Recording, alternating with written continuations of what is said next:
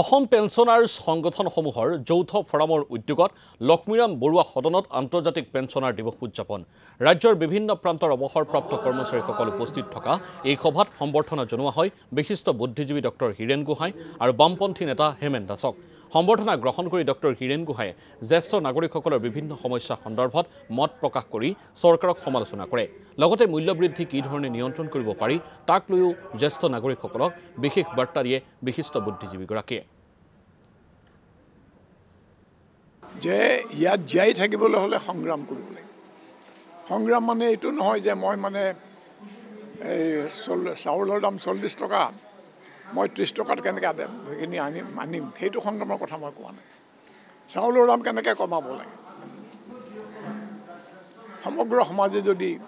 বা সমাজৰ বেছিভাগ মানুহে যদি ইয়াত প্ৰতিবাদ কৰে চব্জি আমি কিয় 80 টকাত খাব লাগে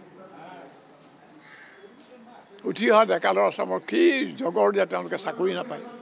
চাকৰি পাব ভাল হেৰি নাপায় পৰীক্ষা দিবলৈ গ'লে তেওঁলোকক মানে নাংটা কৰি পৰীক্ষা কৰিছে নকল আনিছে নাই এইটো কি ধৰণৰ কথা গতিকে মই আজি সেইখিনি কথাকে তেওঁলোকক ক'লোঁ আৰু ইয়াৰ যোগেদি মই অন্যান্য ৰাইজকো